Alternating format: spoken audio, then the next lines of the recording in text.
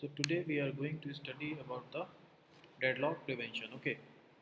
Till now we have covered deadlock characteristics, where we studied that if all the four conditions become simultaneously existing, then deadlock definitely be going to happen in the system. Okay. And then we studied something about numericals, some sort of numerical, how numerical can be framed in the deadlock. Okay, so today we are going to study the deadlock prevention. Here what happens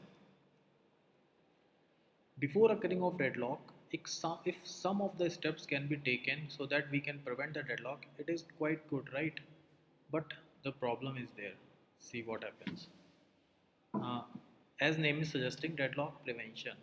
So what we'll do, we already know if all the four conditions are true, deadlock is going to happen. So in prevention, what we should do, we should dissatisfy the conditions so that deadlock should not come.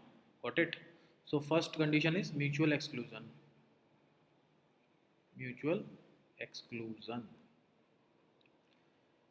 So, when we try to dissatisfy this, we have observed that always it is not possible to dissatisfy mutual exclusion. Why? Because see, I can show you with the example. Let's suppose it is a file and two process P1 and P2 are there. Okay, now they want to read the file. Okay, so definitely it can be done because same file can be read by multiple process at the same time. So as we are saying, it is sharing the resource. File is a resource. Process P1 and P2 both are sharing. So mutual exclusion is dissatisfied. But if we take printer, process P1 is there and P2 is there. Okay.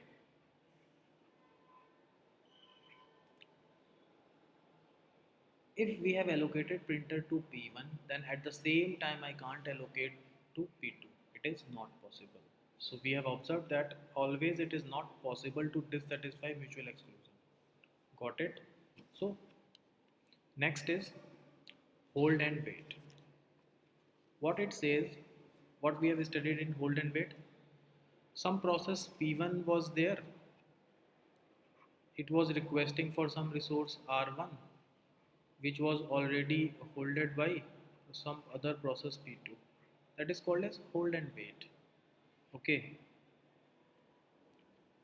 So what we'll do here, we try to dissatisfy this. How can we do? So what they did, they told that whatever process be there, suppose P1 process is there, whatever the resources are there which are required by P1, you allocate at the initial time.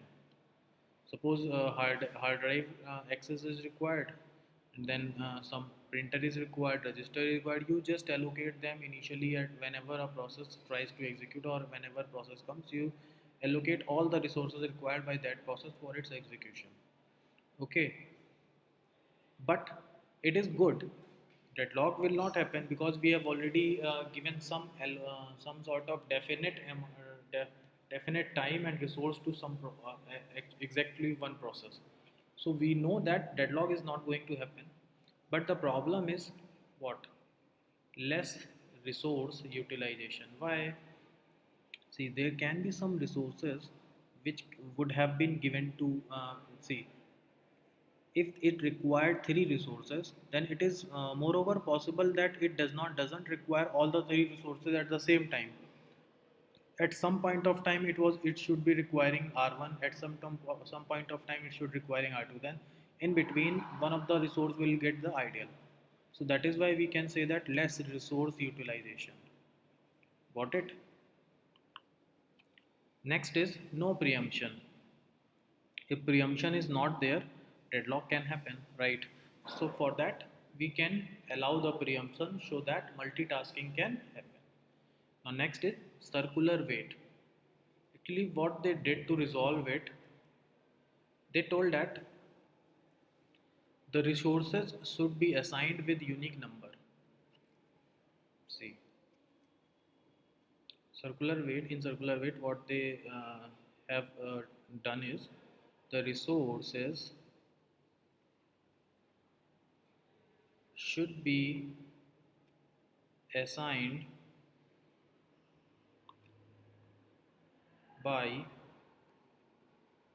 unique number, and process can request for the resources in increasing order. Okay, increasing order. For example, see, this line will be more clear. Let's see one example. Let's suppose R resource, some resource, let's say R5 is there. Okay, now it is P1, it is P2, and let's say P1 has been allocated with R5, and let's say some other resource R7 is there, or R6, whatever you want, you can write. So P1 is holding R5, so it can request for R7 because it is a increasing order of the number of the resource. It is 5, it is 7. Yeah, it is possible. Now let's suppose P2 is holding R7, so can it request for R5? No, it is not possible.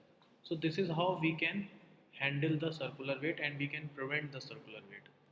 Got it? So this was the topic, deadlock prevention. Hope you understood. Okay, thanks.